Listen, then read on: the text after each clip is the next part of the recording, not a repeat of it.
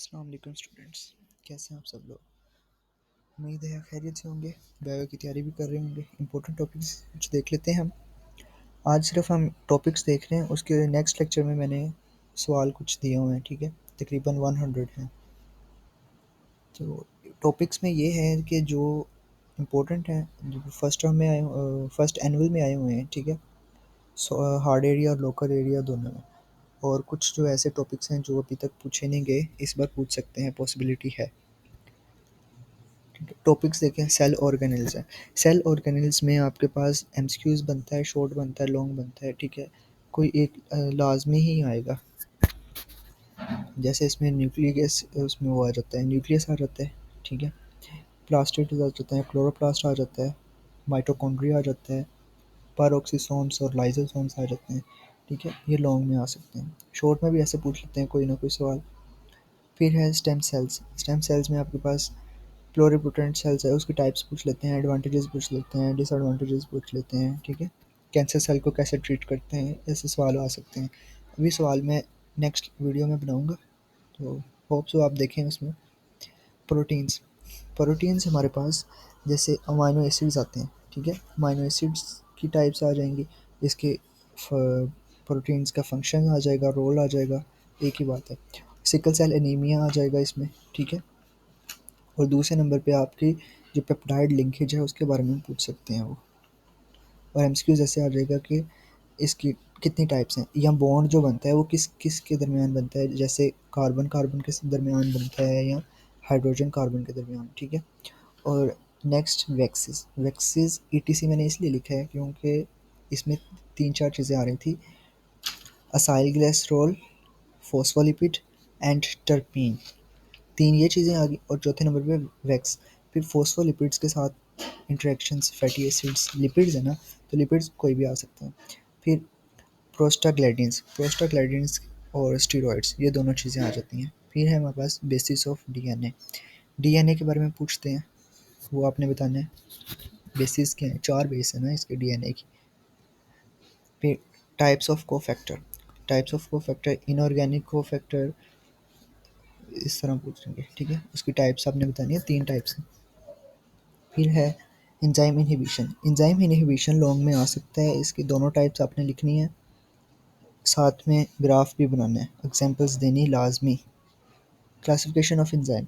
Enzyme की classification छः तरह की होती है और चार तरह की होती है, ये दोनों आपने बतानी है। Role of photosynthetic pigment, chapter 4 में एक टॉपिक दिया हुआ है वहाँ से।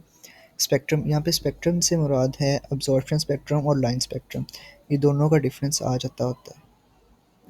मिशन स्पेक्ट्रम और अब्जॉर्प्शन स्पेक्ट्रम, तीन पॉइंट्स हैं, तीन ही लिखने हैं आपने main. Light reactions. Light independent reactions तो आपके पास है नहीं। लाइट डिपेंडेंट रिएक्शन है जो कि PS2 से PS1 के दरमियान इलेक्ट्रॉन्स जाते हैं। ये शॉर्ट में पूछ सकते हैं कैसे जाते हैं, ठीक है। PS2 से PS1 में।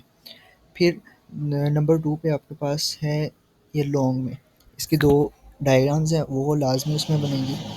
फिर ETC आ जाती है आपके पास, electron transport chain. Electron transport chain के आपके पास चार चार वो है ना डायग्राम में, चार साइटोक्रोम है, वो आपने मेंशन करने हैं, डायग्राम बनानी है और लिखना है उसके बारे में। ग्लाइकोलिसिस, इसकी आपने एक तो वो बनानी है, फ्लो डायग्राम बनानी है, जो फ्लो चार्ट में आ जाती है ना। डायग्राम बना के मेंशन करके उसके बाद फिर आपने वो पॉइंट्स को बताना है। एंजाइम्स लाजमी लिखने हैं इसके अंदर जो जो यूज़ हो रहे हैं, ये लॉन्ग में आ जाता है। फिर क्लासिफिकेशन ऑफ वायरसेस, ये एमसीक्यूज में आती है क्लासिफिकेशंस।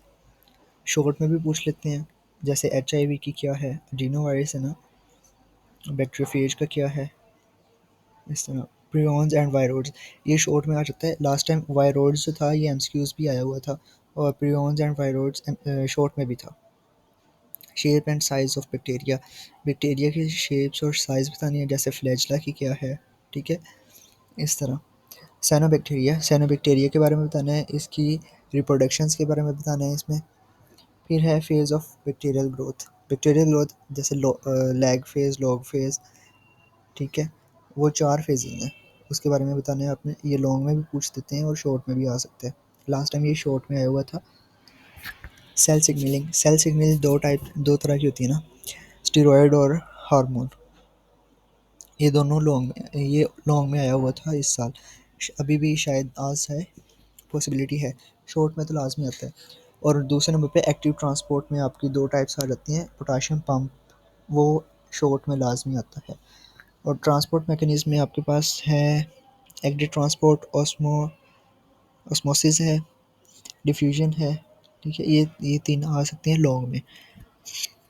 फिर एक और है उधर मेम्ब्रेन वाली ना, वो नहीं आएगी आपको। चैप्टर 1 में जो मेम्ब्रेन दी गई है वो एक्सक्लूडेड है।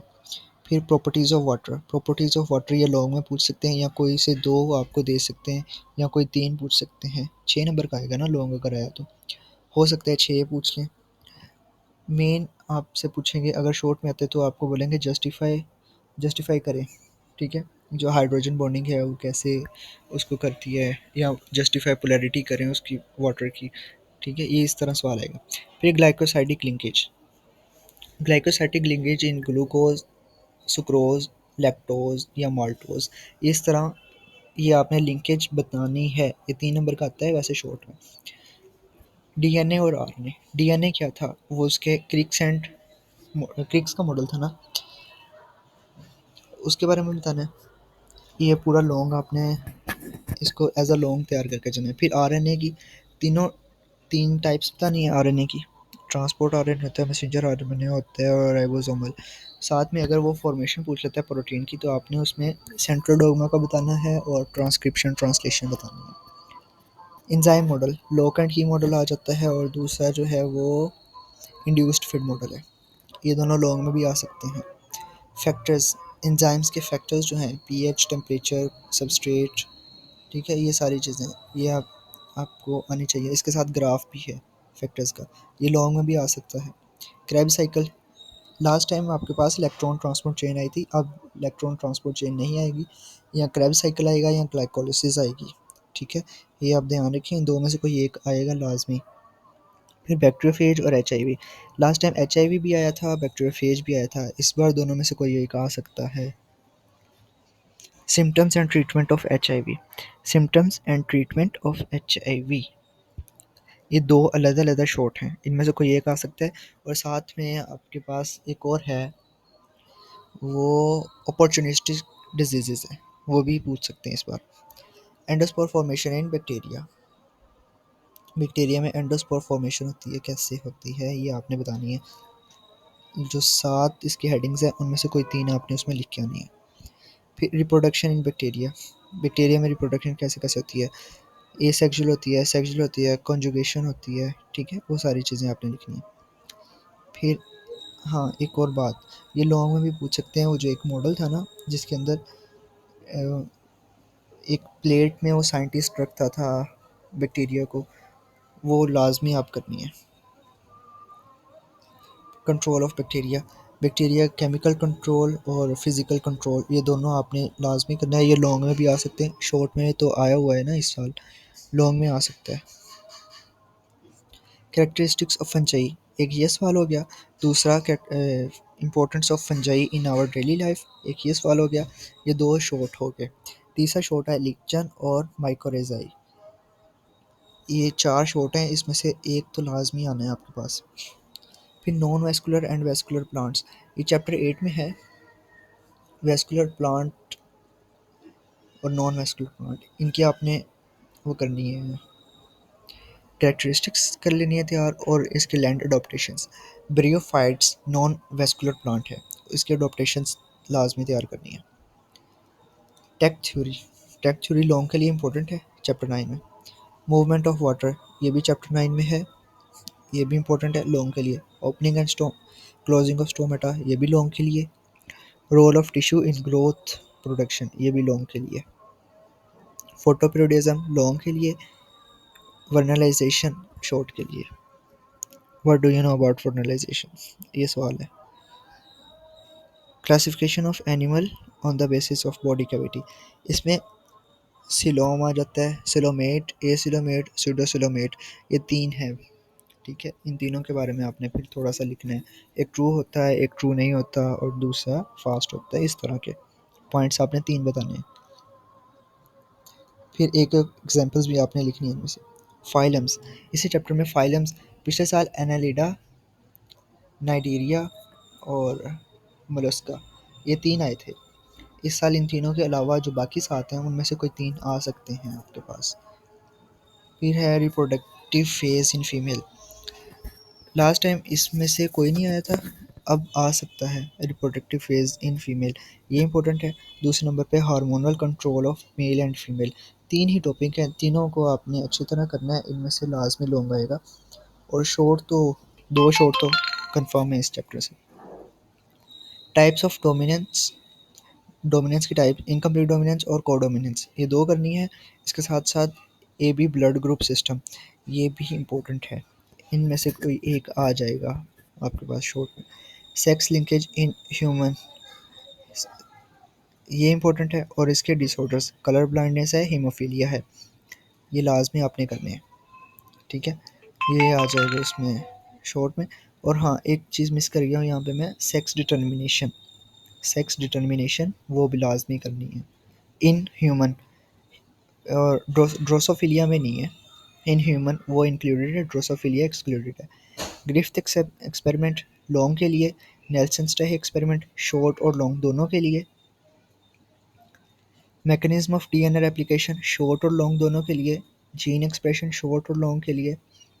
म्यूटेशन, म्यूटेशन में आपके पास सोर्सेज पूछ लेंगे इसकी शॉर्ट में, टाइप्स पूछ लेंगे शॉर्ट में, ठीक है। एक नेचुरल होती है, एक जो हम सिलेक्टिव म्यूटेशन करते हैं वो होती है, ठीक है। इसके साथ साथ इसके हाउ म्यूटेशन अकर, इस तरह का सवाल पूछ लेंगे, ठीक है। इसके इफ़ेक्ट पूछ लेंगे, ये शॉर्ट में आ जाएगा। डिसऑर्डर्स, डिसऑर्डर्स इसमें कौन कौन से हैं? एक तो डाउन सिंड्रोम है, टर्नर सिंड्रोम है, इस तरह के जितनी भी है ना चैप्टर 13 में, उनमें से एक लाजमी आ जाएगा शॉर्ट में। अगर इन 4 में से ना आया तो 48, 49, 50, 51, इन 4 में से कोई ना आया तो ये डिसऑर्डर लाजमी आएगा। फिर एंडोसेमियोसिस थ्योरी, ये इंपॉर्टेंट है। ड्रॉबैक्स ऑफ रिमार्किज्म, ये इंपॉर्टेंट है। हो सकता है इस चैप्टर से 2 शॉर्ट आ जाएं आपके पास।